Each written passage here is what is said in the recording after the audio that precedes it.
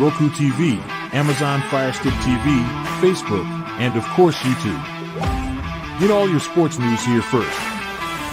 The daily podcasts are Ken and Ken in the Morning, Lions Talk with Smoking Jeremy B, Wrestling Roundup, The Big Football Show, and more, Shield TV, Lions Villian Report, and Red Zone Range. The afternoon podcasts are Valhalla Hour, Broseph Sports, WCFL Dolphins Talk, The Cheap Seats, The Bodkin Show, Spirit of Detroit Podcast, and MM Maniacs. The nightly shows are Palace Hall Report, Frozen Tundra Network, Skull Gang 365, The Huddle Sports Network Open Mic, First and 10 with Foz, Main Event Football Show, Prime Sports World, The Man Cave, Prim and Proper Sports, Spitballing Podcast, Lions Fan Cave Chat, Puckett, 313 Den Podcast, The Guys Huddle Podcast, Shots from the Sideline, Let's Talk Sports, the Michigan Sports Truth Podcast, Off the Rails, and Detroit Lions News. Hope you like all the shows. Make sure you follow, like, share.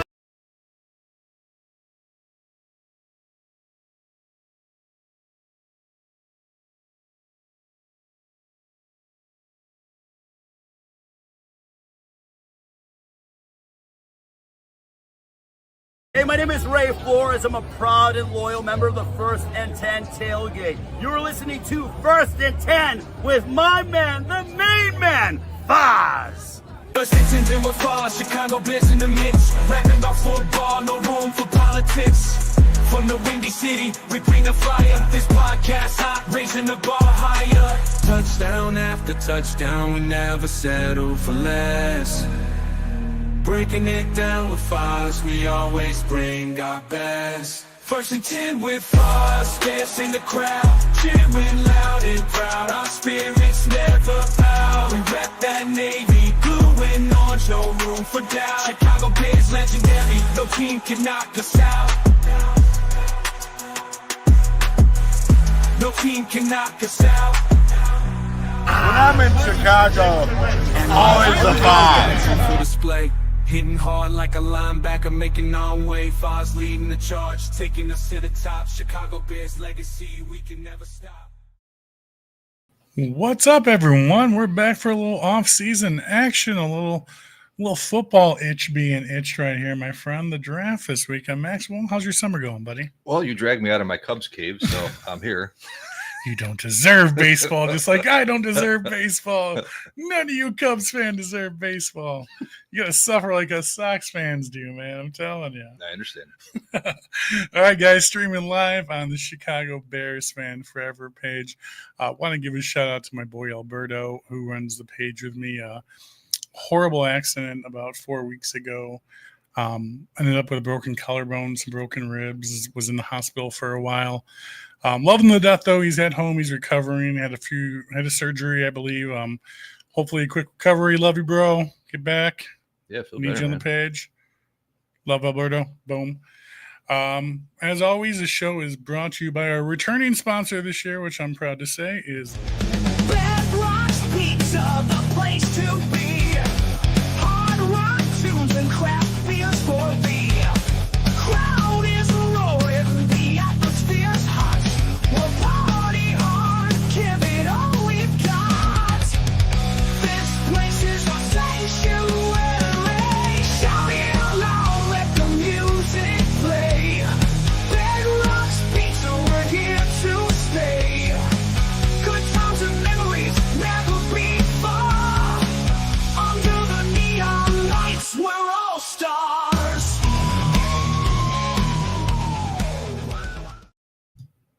Hello, Doug C. Fresh. How you doing, brother? Haven't seen you in a while. Love you. Miss you, bro. So right before the draft, we had a loss in the family, my friend. Steve McMichael finally passed away from his long battle with ALS. God, what a horrible disease, man. Yeah. Few years back, I got to take a small part in raising some money for him and doing a benefit and just getting to know Misty and his situation. And I can tell everyone I would never wish what that man went through on my worst enemy in the entire world, man. And the fact that he hung on for so long and to his daughter, to his wife, all the fans out there. Sad situation, but he's obviously in a better place right now and not struggling anymore. So that's the most important part. But rest in peace, Mongo. We love you, Mongo forever, baby. So the draft, my friend, I was able to go to Soldier Field for the draft party. It's my 3rd year in a row. And then I hightailed it down to Green Bay and Cheeseville, dude. Let me tell you something. This is the first thing I'm going to start out with. Green Bay hosted the draft. And when you're hosting the draft, you're hosting teams from all around the NFL. Mhm. There's no game happening. There's no anything. Aside from the super fans that I was hanging out with at the Superfans Summit, the general population of Packers fans in Green Bay were fucking assholes, dude. Oh, sure. I mean, but dude, horrible. Like, got to the point where I'm a pretty laid back guy, dude, but near like the middle of the afternoon, end of the day, I was ready to throw some balls, dude. Like, I was done, dude. Like get over it, dude. Like, we had the draft in Chicago, we had the draft in Kansas City, Detroit. Mm-hmm. Dude, I didn't deal with any of that, dude. Like I think it embarrassed their fans, dude. And I think it all started out by the way that asshole started out the draft with the Bears still suck, dude. That like literally like I think hyped the town up, and they were on like a haterade drink the entire weekend. Well, you brought up all these other cities that are actual cities in America that anyone cares about. It's a small town that all they have is that. They have nothing else there.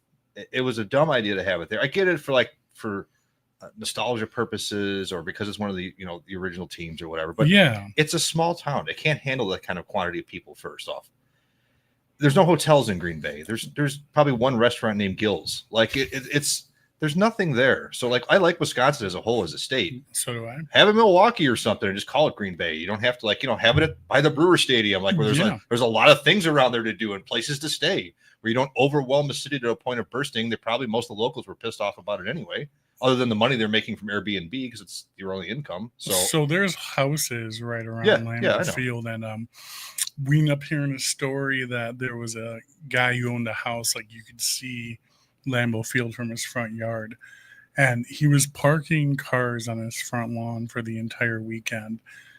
He was able to fit 14 cars on his lawn. And how much did he charge per car for the weekend, Maxwell? I'm going to guess $200. $700. Sure. Dude, almost 10 grand for a weekend of letting people park on your front lawn. He's made for the year now. Dude, for real, dude. We're going to Hawaii after this draft. No, they just go to Milwaukee. But, dude, all around Green Bay, we had a good time. Went to the second annual Superfans Summit, which was tailgates and superfans from around the country getting together, doing their tailgate, getting to see each other. Fans you get to see throughout the year all coming together for the draft. It was such a great time, man. Such a great time. And I'm still tired, dude. I'm getting too old for this shit, man. I understand. I feel like Danny Glover in Lethal Weapon, dude, at 40. I'm like, I want to retire. Just lay in a bathtub as your beard gets grayer. Getting too old for this shit. Yeah, it's tough. It's tough. The all day drinkers they can be tough. Yeah, dude, a couple days in a row. Like, and then traveling. Yeah. I can do a heavy night and relax, but like a couple heavy nights in a row, not sleeping in your own bed. Yeah. The traveling, the jumping from place to place. Like, I don't care where you are. Your first night on vacation, you're not sleeping. No, you just don't sleep. No, you don't sleep. I accumulated I think 6 hours through like 2 nights, like Thursday and Friday. And 5.5 of those were the second night. exactly, man. It was horrible. But before that, getting into the draft at Soldier Field, it was my 3rd year in a row being at Soldier Field for the draft, and got to see Darnell Wright the first year I was there, dude. Place went nuts. And then obviously last year we drafted Rome Odunze and Caleb Williams, and place was going absolutely insane. And first round of this year, man, I got to say, being at Soldier Field was a little bit different. So let's get into the draft. First round pick, number 10 overall, tight end Colston Loveland from Michigan, man. There were a lot of question marks, a lot of stares, a lot of silence at Soldier Field. some people I just saw like get up and walk out, to be honest with you. Like, what's your thoughts on our overall number one pick, my friend? I had seen it or heard it in the water a little bit more about the week or two before. He kind of become a more popular name. He didn't get the hype as much as Tyler Warren did, but I was fine with it after I had read and seen more about him. He's a lot different receiver than tight end than we already have. He's very much a receiver type, very athletic, very fast. I was fine with it, and once the thing started, once I saw 3 offensive tackles get taken in the first 9 or 7 picks, I knew we weren't going offensive tackle. So it was either trade back a couple or we're taking one of those 2 tight ends, especially after I forget who was at 8. I forget who it was, but I was like, yeah, we're definitely getting one of the tight ends then, because we still got like between those 2, and I think it was Javon Walker was left. It's going to be one of these 3, no doubt about it, unless they trade back, which I don't think there was an opportunity for at all. And this has nothing to do with the kid. The kid is a rock star, dude. He's absolutely amazing. He's more of a wide receiver. Mm-hmm. He's being compared to Travis Kelce. His route running skills, his speed, his hands, everything he did in Michigan. Mm-hmm. And this takes absolutely nothing away from him, but I think a lot of fans out there coming off a season of the worst offensive line in the NFL, but we did take care of a lot of that during free agency, but still we had a D-line that we think we still need to work on too, that I think a lot of people were thinking we were going O-line or D-line for that first pick, or even trading it away and trying to get more picks in the draft. You weren't shocked at all by the tight end move? No, I wasn't, especially about the week or 2 leading into the draft. There was more of that talk a lot everywhere.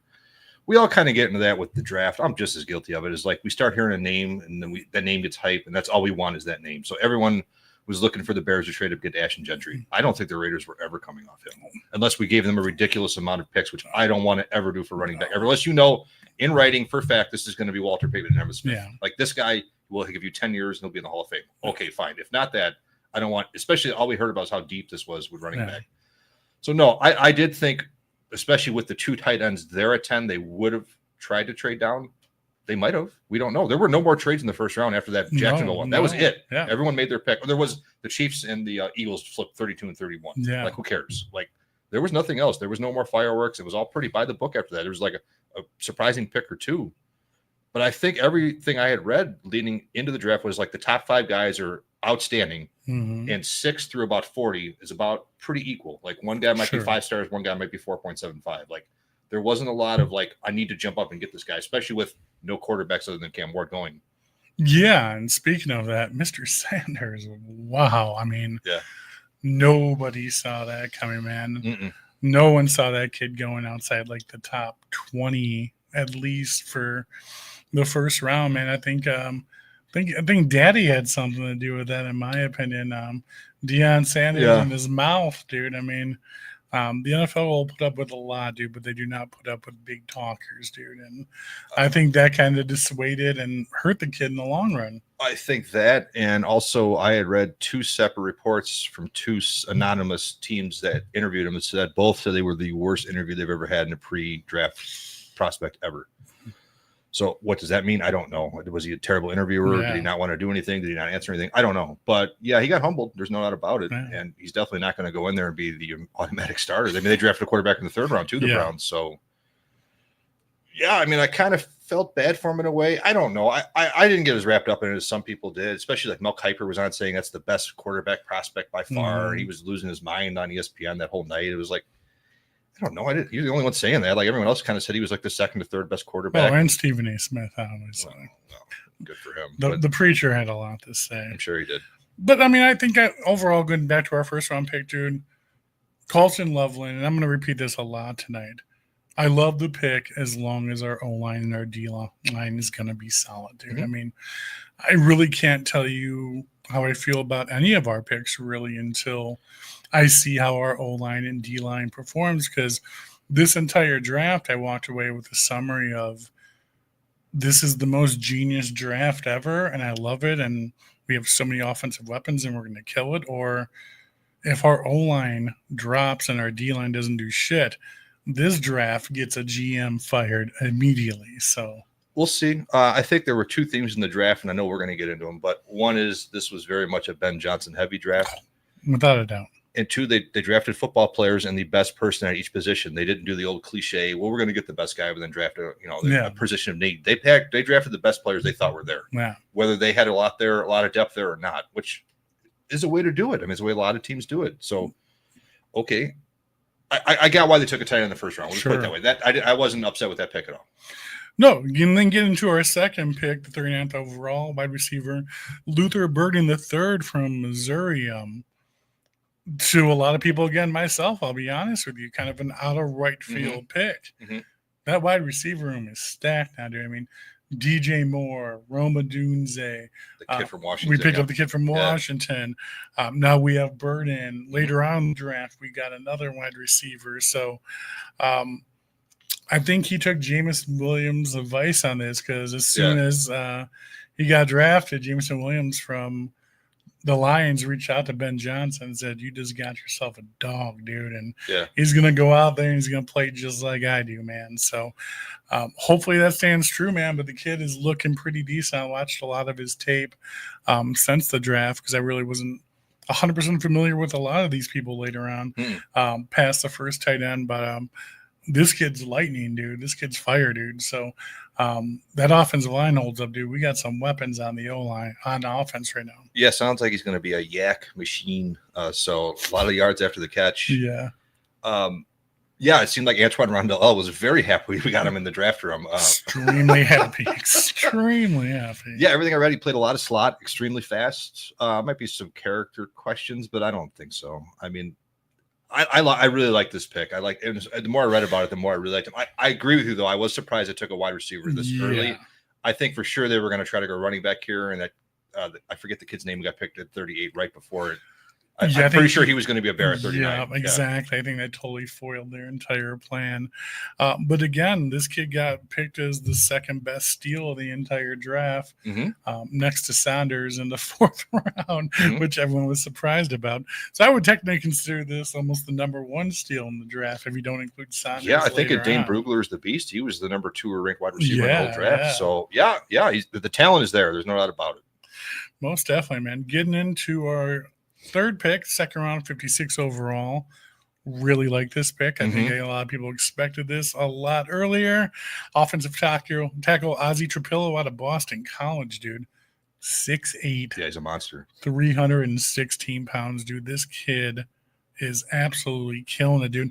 And the only reason we got him is because we did that trade with the Bills, dude, where we gave away the 41st and we got 2 picks, the 56 and the 62nd. Yeah, that seemed like I remember reading it like that day, and I'm like, am I drunk right now? Or am I like reading this? It seems like a steal for the Bears. This because we got their 4th round pick then too. So it was like, what is Buffalo doing? They just really wanted to do it, I guess. They didn't want to risk losing him apparently. But 2 things about him I wrote down I really liked that I read on the scouting report. He only allowed 2 sacks over 2 seasons. Yeah, 710 snaps, no penalties, 2 sacks, and no penalties. Yep, it's amazing, dude. That's pretty damn good. So you're picking a disciplined kid. It sounds like. That seems like a fucking dog from what I read. Yeah.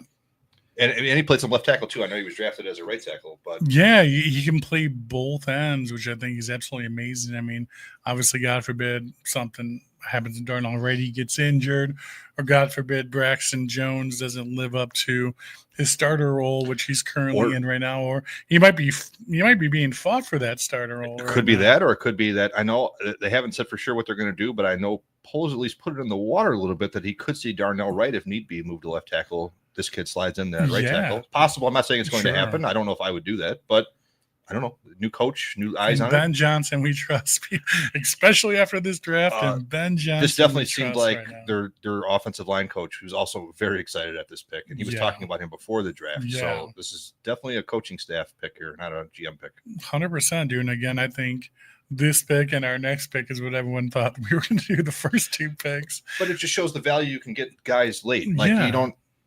I guess that's kind of going back just quickly, but the first, it didn't surprise me because of all the talent at offensive tackle that was taken before we took a tight end. Now, I could have got traded back or taken a defensive guy there, absolutely all the way, but it just shows you how deep it can be in the draft, and this is what you rely on your scouts and your coaches for right here. Well, like everyone knew this was not a QB draft whatsoever. No. This draft was actually known to be a high OT and defensive tackle draft. Yes. So apparently the Bears came in with this game plan of these 2 later guys right here and had their eyes on them.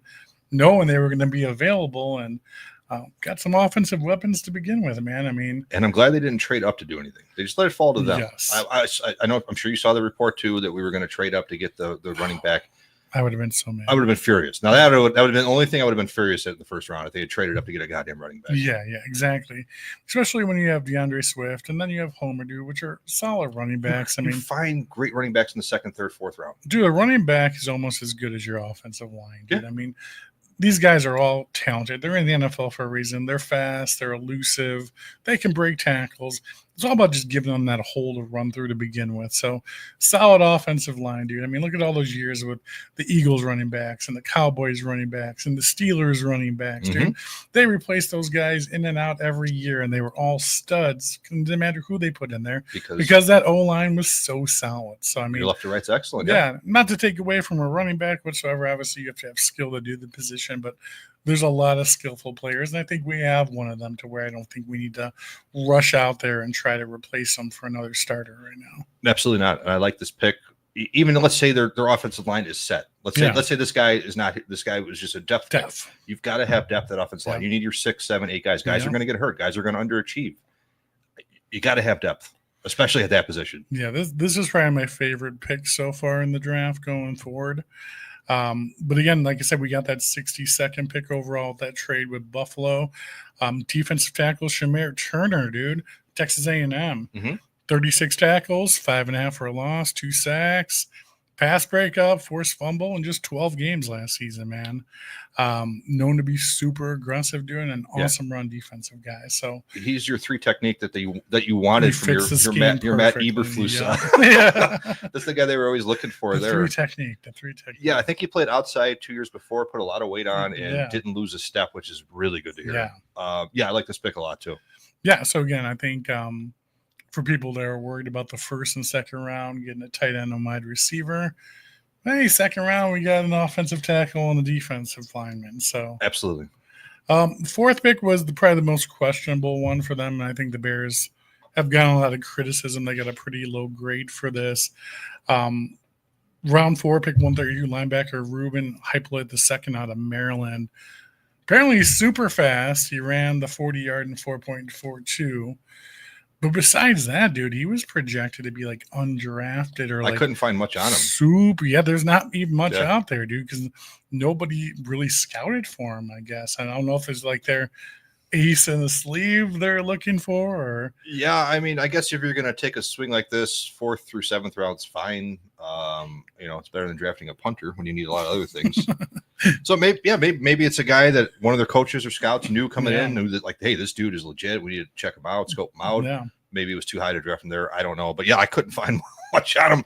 I said, who the hell? I don't follow. I mean, I'm not gonna sit here and pretend like I follow the 5th, 6th, and 7th round. Sure, who cares? But like, even after I the had draft no idea doing who this guy was. research, None, like, 0. Yeah. The most articles and news I can find on him was like, I can't believe he got drafted, unfortunately. Yeah, it sounds like strong side linebacker thing, kind of more like Sanborn, Hunter Hillenmeyer type guy, I guess. Depth guy. Depth guy. We don't know exactly what kind of scheme this defensive coordinator is going to run for sure either. So no idea, man. No idea.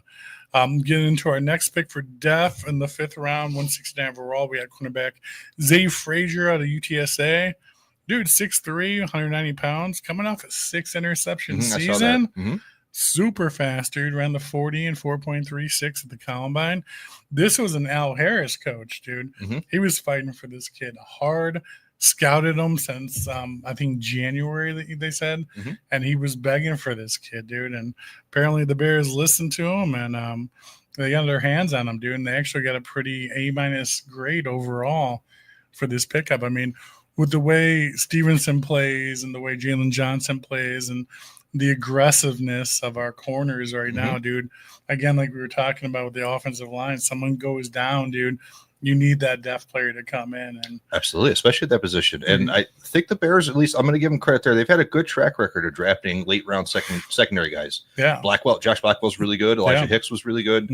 So they've had a history of picking these guys correctly. And yeah, you can't, again, depth, especially at the most important positions. Dude, plus when your defensive coach is fighting for you. Yeah, and, absolutely. I mean, that's going to be your mentor. That's going to be your coach. I mean, this guy doesn't want his ass on the line for this pick. So, I mean, obviously he's got a lot invested in him. But credit to Ryan Poles. If it is true, a lot that I've read and we've reported on Twitter and all these things, that he's kind of deferred to coaches with this draft. Hey, credit for him to putting his ego in his pocket. A lot of GMs would say, fuck you, I'm the GM. I'm going to draft who I want to draft, and you coach him. Yeah. If it's true and he's letting his coaches have some final say in things, good for him. I'd rather it be that way than the opposite. I really can't pinpoint one single Ryan Poles pick in this entire draft. In this draft, to be honest with you, man. Yeah. This seems like a 100% coaching staff. It doesn't feel like there's a Bayless Jones Jr. in there. There is no Bayless. Let's hope not, man. Shane McClellan. Round 6, pick 195, dude. Another O lineman, Luke Newman out of Michigan State. Ben Johnson still loves his Michigan ties, man. This is the 9th overall offensive lineman in the Big Ten, man. So, I mean, top 10 He O only played 1 year there, too. He transferred from a smaller school. Exactly. He's thinking about going pro. He went to Brother Rice High School, so screw them. But sounds like he's good. JCA all the way. Yeah, no, it was very durable. He made all of his starts in all of college. I don't think he missed a game. So, you know, at this point in the draft, it's hopefully a depth guy, hopefully a guy who can step in. You can't expect much. If you find a guy who can be a good depth guy for 5 years, you've won it. Dude, 100%. I mean, you cannot have enough depth in these positions here. And I think later on in these rounds, this is where you saw the Bears kind of covering their ass again with the first 2 picks we were worried about. So, I mean, they saw the depth there. They saw the people they liked. They saw later on ability to get them, man. They jumped on them. And I think this is another good pickup, man. Yep, I agree. Round 7, got a lot of praise for this pickup. Running back Kyler Managne out of Rutgers, dude. Another all Big Ten conference recognition in 2024. Career rushing, 1,279 yards. Second most by any player in the Big Ten, man. So, I mean, my favorite stat, no fumbles through all of college. No fumbles. Not one. Yeah, dude. That's huge. I saw him graded as high as a 4th-round pick. Yeah. Again, another steal pick they got graded on down the line from the Bears. Surprised he was available. But this is one that you could see sticking because running backs, like we said, you can find a good running back late in the draft that can be very useful and very helpful. I'm not saying this guy's going to step in and be your starter and run for 150 yards a game, but it sounds like he's a big bruising back. It sounds like he's a damn good football player is what it sounds like. And that sounds like that was a theme running through like a lot of this draft. The Bears didn't overthink things. They didn't go too tradey, this guy's got the speed. They just picked good football players from everyone we've talked about and read and everything I've seen. 100%, dude. I mean, were they probably the exact order of players we would have maybe wanted them drafted? I mean, obviously as Bears fans out there, we're concerned about the O-line. We're concerned about the D-line. I think a lot of people would have felt a little bit more snugger in their bed at night with their pillow and blanket if we got that O-line in the first round. Just a little extra safety net. Sure. But I heard Matt Spiegel talking about it in the score, and he said I was also kind of frustrated with the first 2 picks. And he said, but then after I saw the whole thing written out, all right, put number 3 at 1 and 1 at 2, and you don't feel so bad. Like you saw you got mad at the beginning of the movie, but then you saw the whole movie play out, and then you're like, okay, that was actually pretty solid. Yeah, and you go back and you watch it now, and it could turn out to be a really solid draft. But again, it all just comes down to Ben Johnson, man. Guy has a lot on his shoulders right now, dude. Not to say any coach doesn't have a lot on their shoulders, but the expectation with him being here, the fight for him, what we paid him, him being a first-time head coach and just coming off of being offensive coordinator, 450 yards a game average the last 3 years. I mean, Chicago barely having 150 yards a game offense for the last 3 years. I mean, absolutely. Worst offensive line from the best offensive line he came from, dude. There's a lot that this guy has on his shoulders that he needs to get right in order for us to be a successful team. And 100%.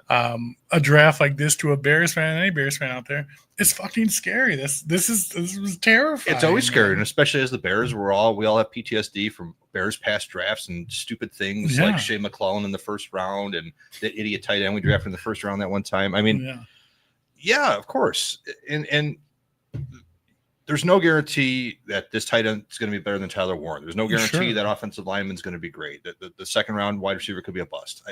You never know, but you have to rely on your football guys to know a lot more than I do, you do, fucking Mel Kiper does, Stephen A. Smith.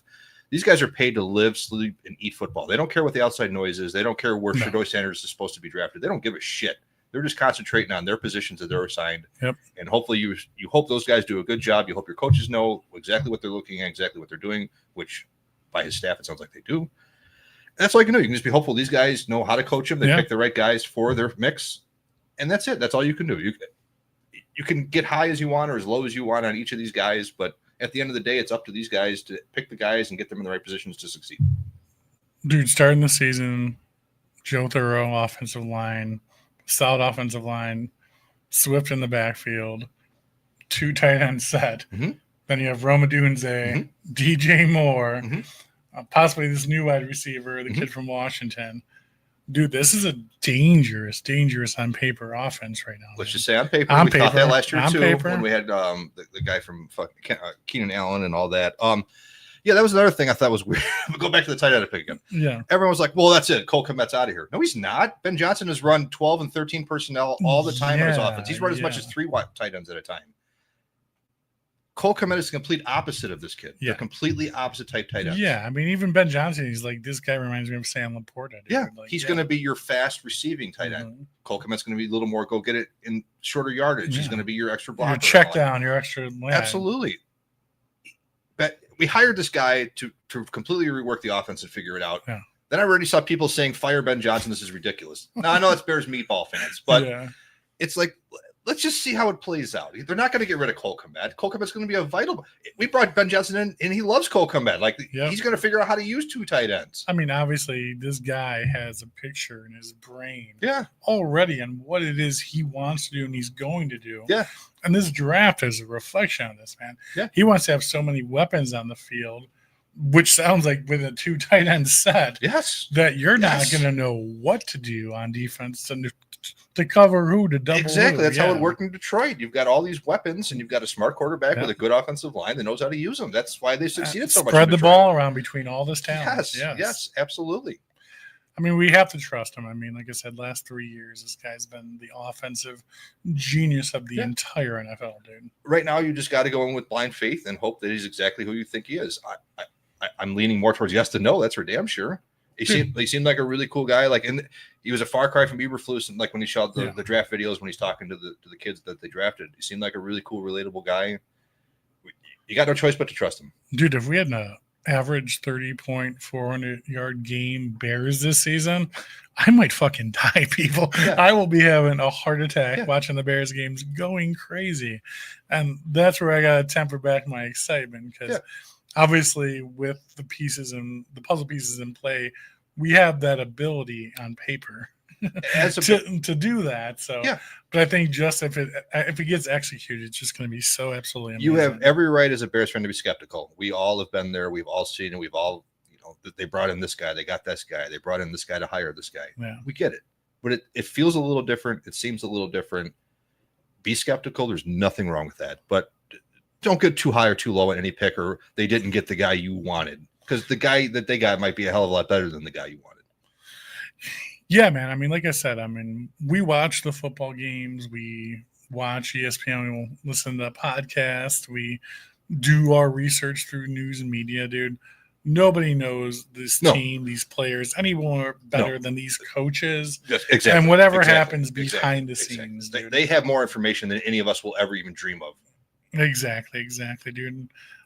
Doug said it right here, man. Caleb throwing for 4,000 yards this season, man. It'd just be so nice to see a high-powered Bears offense. I wouldn't know what to do, dude. I'm with you. I'd be like, what do I do with my hands? The Bears have a great offense. Like, have we ever had a great offense? Like, great? Ever? Can you think? I mean, even when we went to the Super Bowl in 2007, like that was on defense and Devin Hester. I mean, maybe like that second Cutler year we got hurt before we got to the Super Bowl when they had like Greg Olsen and Brandon Marshall. And was Alshon Jeffrey on that team too? I don't remember. I wouldn't even call that great. That was a very good offense. Good. Yeah. I mean, like I'm talking like elite power. We've never had it to where offense leads the way. Exactly. Leave it at that. Yeah. And this draft, our coach, the current players that we have on paper, are all leading that way to have that powerhouse offense, man. And God, if it happens, I'm gonna freak out. Yeah, I don't know if the Italian combo Bears fans can handle not having a great defense and having a great offense in 38 to 35 games. Yeah, but dude, like we still have a great defense. We have a great secondary. Should be really good. Yeah, They should be really good. We should have a top 10, top 15 defense. And, yeah, as long as a pass rusher emerges with Sweat. Yeah, I agree with you. And with this lineup and these picks and everything overall, we should have a top 10 offense on paper. I mean, yeah, I'm not gonna. Let's just we all learned from last year. Let's temper it back and let's have fun. Let's just have fun. Cautiously optimistic. Yes, not 100%. getting excited. Nope. Like I said before, and I've been saying all this year since last season, I'll get excited after week 1 and week 2 and see how we start looking. Agreed, 100%. Not the preseason. None of that. Dude. No, that's meaningless. We've been preseason champs before. Yeah, we've been in Chicago. We've seen enough spring training and preseason champions to fill up a whole team. 100%, man. Mrs. Fosno's cautiously optimistic this season. Yes, ma'am. It's a good band name, too. Yeah, so, I mean, that was the draft as overall. We picked up a lot of undrafted free agency pickups. Sure. One that kind of stood out to me, again, another Michigan kid. Surprise, surprise. The kicker, Jonathan Kim from Michigan State, who has a pretty good long ball, man, past the 50. I mean, everyone loves Cairo Santos. I love Cairo Santos, man. But 45 and up, man, it gets scary with that guy as our kicker, dude. And you see how many games and how many playoff games and everything come down to that kick, man. It happens every single year, dude. People don't weigh enough on the kicker, I think, dude. I mean, yeah, I agree with you. You can do it two ways. If you want to have a Cairo Santos, that's fine, but you got to have a guy ready to go for it on fourth down regularly. Yeah. Which I think this guy will, from everything I've read about Ben Johnson. Well, we'll never know if it was Gamble and Dam or Ben Johnson until this year. Yeah. I mean, that's true. I mean, you're right. I think that's Dan Campbell, though. 4th and 29. Let's go for it. Yeah. Was that Dan Campbell or Ben Johnson? I'm gonna go Dan Campbell. He doesn't seem like the kind of guy who's gonna let his coach tell him what to do. So, but yeah, I agree with you. It would be nice to have a guy who could make a 57-yarder if we need it towards the end of a game. Yeah, so we picked up that kicker Kim from Michigan, safety Burns from LSU, a linebacker Eccles from Carolina, another wide receiver Richardson from TCU, long snapper from Iowa. Another receiver from Texas A&M, Jadea Walker, and the defensive end Jerome Robinson from Kansas. So did more research than I did. Yeah, so the Bears have really picked up a ton, dude, going into this offseason. I'm sure it's all going to weed itself out. That's a lot of training camp names right there. Yeah, a lot of training camp names. A lot of guys with 00 and 100 on their jersey. Yeah, but overall, man, how are you feeling right now about everything? Like, if you had good. You feeling good about everything? I feel good. Yeah, I mean, you hired the coach we wanted them to hire. You did something that the Bears don't ever do, and that's hire the hot coach and spend the most money. Yeah. By all accounts, you let him probably have most of the final say on the draft, which is how you should definitely do it since he's the guy coaching and it's going to be his play calling. Yeah, I feel good. I liked all the free agent moves. They gave themselves some room in the draft to be flexible in the first and second round, which they obviously took advantage of.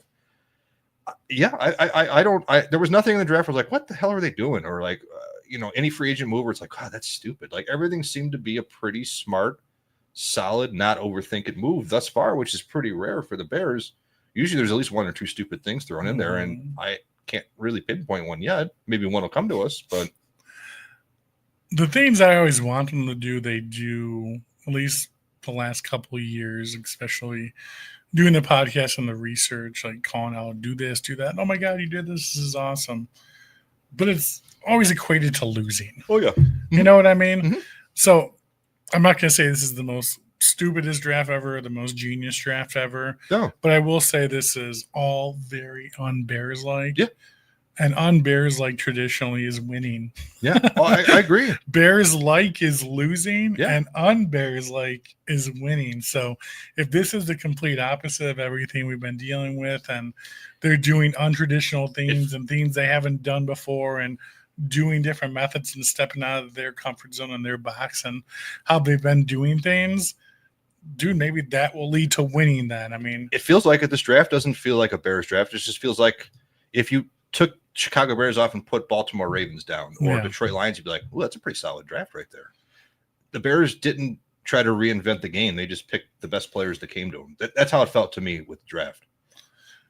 Yeah, who knows how much of these were game plan? I'd love to hear the behind the scenes stories. Maybe we will. I got to say quite a bit because they didn't try to reach up to get anybody or anything like that. They let it fall to them, which I'm more in favor of than trading up to get anybody. We'll see how that Jacksonville thing worked out. They gave up a lot. Yeah, dude. Yeah. So we'll see. And then who else traded up to get a quarterback at the end of the first? They gave up a first. Oh, it was Atlanta. Yeah, Atlanta. No. Atlanta traded up to get back in there. Yeah. To draft a linebacker, and they gave up a first round pick next year. And everyone said, "What the hell are they doing?" But yeah, it was very un-Bears, and it was very super exciting or super crazy or super what the hell. It was just like, okay, cool. Yeah, threw off traditional Bears fans, myself included. But I mean, maybe that's what we need to finally fucking start winning, man. I mean, at this point, I don't care what you do. Draft a kicker the first round. Yeah, I don't care. Just get us some W's. Just win. Yeah. Win. I want to have a meaningful game at the end of December this year. Who's our quarterback? Mickey Mouse? I don't care. Win. You know what I mean? Like, that's pretty much where I'm at the point. I don't care who does what moves we make, who's playing what's what, who coaches what, dude. Like, just fucking win, man. I'm tired of the losing seasons. I'm tired of the shitty games. I'm tired of the no offense, man. I'm tired of the frustrated press conferences and the upset players and our depressing podcast the last couple of years. Yeah. I want to come on here and be excited and talk to you guys about exciting things. Me too. That's all I want to talk about is winning or just fun competitive football. Like, oh, we got beat 38-35. It was a hell of a game towards the end of the year. Like something like that would be fun for a change. Yeah, no, for sure, man. And Bob Hatcher, why are we ignoring the defense? I don't think we're ignoring the defense at all.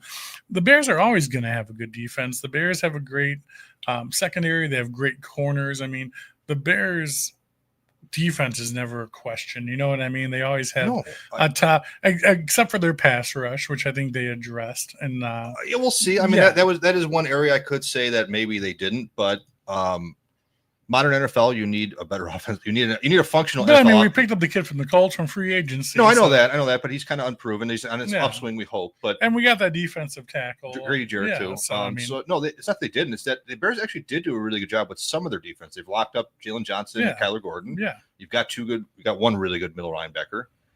You've got Montez Sweat. So it's not that they're not paying attention to it. They're doing something the Bears never did, and that's actually draft and put money into the offense. Yeah, and I think we're talking so much today and focusing talking about the offense, particularly because that's the issue at hand with the Chicago Bears.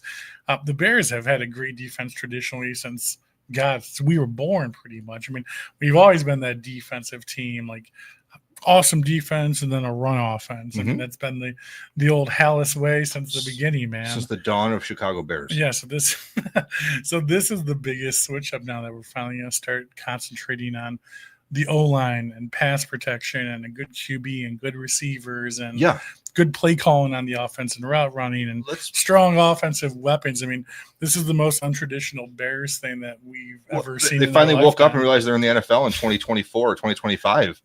That's how you let's have an excellent offense and a good defense. You don't need a top 2 defense to win anything. But I've always felt confidence about the Bears defense. The Bears have a great defense. Never going to be worried about them. They have no reason to be worried about this season. We had a great defense last season. They were good last year. They're always good. They're just tired from being on the field because the offense is 4 and out every down. Yeah. That's the only time our defense sucks the most. And when Tyreek Stevenson knocks balls in other players' hands. It's a whole nother story, everyone. We've been there. But again, I mean, the Bears' defense is always solid. So, I mean, again, we need to focus on the offense because the offense is what's going to win games. There's more than enough there to be a very good top 15 defense. Yeah, let's get this offense fixed and get it humming. And he said, don't forget about Booker. I think he's going to be big for us. Oh, Austin Booker? Yeah, dude. He has a lot of potential, man. He has a lot of potential. I've heard that before. So let's hope he busts out. Yeah, I'm all for it. I'm all for it. Let's just, we heard that about Zach Pickens and Javon Dexter too, who had a nice year last year, but he didn't fully bust out. Dude, Booker had a good rookie season last year. He had a good preseason, and we all let that carry over. Good under the radar, man. Good under the radar. I hope he's. But I'm with you, Andy. I'm going for Austin Booker, man. I like him a lot. Me too. I'm not saying I don't. Lots of comparisons to Max Crosby. I don't know if he's going to put on a ton of weight over this offseason, but you were talking about him being a little bit small last year, so. Kid beefs up, dude. I mean, who knows, man? But I'm with you. Hopefully, it's a good prospect that pans out. I'm all for it. All right, guys, that's all we have for tonight. Unfortunately, there's no more football for about 5 more months. Yeah, well, I'm okay. But I got the little itch this weekend, the draft and football around, and kind of crummy, dreary weather. It felt like fall a little bit. Yeah, a little hoodie weather, sleeves. It was awesome, man. And then now this haul of 90 degrees and horrible Southside baseball. And hey, there's plenty of seats. Oh, don't wait till June. Wait till June comes, Max. Look, I'm just no, they're going to be good. No, they got a good team. I'm just playing with you, bud. But yeah, we're going to take a little break here again, as always. It's just a fun little pop-up episode we wanted to do post-draft and talk about the draft picks and what we got going in this year. But overall, I think a lot of weapons, a lot of things to be excited about. So hopefully it leads to a good season. We'll be back again at the end of the summer, probably in August. Training camp starts. At the Fat Family Picnic, Tailgate Hall of Fame, a bunch of fun stuff coming up this summer. So we'll be back for a little bit of all that stuff. But other than that, guys, we appreciate you guys tuning in tonight. It's always nice to talk a lot of little Bears during the off season. But you guys know we appreciate you and love doing the show, and appreciate you guys watching as always. So until next time, guys, always bear down, baby. Thank you, and go Bears! Bear down!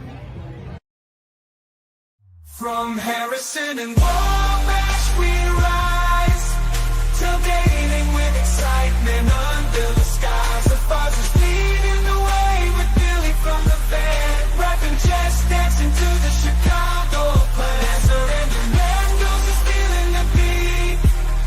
Baby Bear and Mama Bear never defeat. Deaf Bear and also roaring loud, and the stereo lurking among the crowd.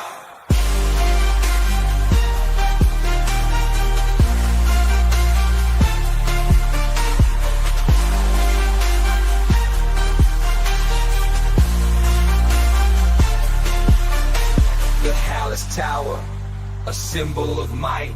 Chicago handshake under the night. What is your profession? We ask. Legends of the game, a formidable task. Devin has to speed, behold. Mongo and Adam will never fold. Sweetness and Peter, heart of steel. Dick Buckers and Mike Dicker, the real deal. Super fans cheering with passion in the air. From Harrison and This is a Huddle Sports Network broadcast. You can find us on Roku TV, Amazon Fire Stick TV, Facebook, and of course YouTube. Get all your sports news here first. The daily podcasts are Ken and Ken in the Morning, Lions Talk with Smoking Jeremy B, Wrestling Roundup, The Big Football Show, and more, Shield TV, Lions Villian Report, and Red Zone Ranch. The afternoon podcasts are Valhalla Hour, Brosef Sports, WCFL Dolphins Talk, The Cheap Seats, The Bodkin Show, Spirit of Detroit Podcast, and M-Maniacs. The nightly shows are Palace Hall Report, Frozen Tundra Network, Skull Gang 365, The Huddle Sports Network Open Mic, First and 10 with Foz, Main Event Football Show, Prime Sports World, The Man Cave, Prim and Proper Sports, Spitballing Podcast, Lions Fan Cave Chat, Puckett, 313 Den Podcast, The Guys Huddle Podcast, Shots from the Sideline, Let's Talk Sports, the Michigan Sports Truth Podcast, Off the Rails, and Detroit Lions News. Hope you like all the shows. Make sure you follow, like, share, subscribe, and comment.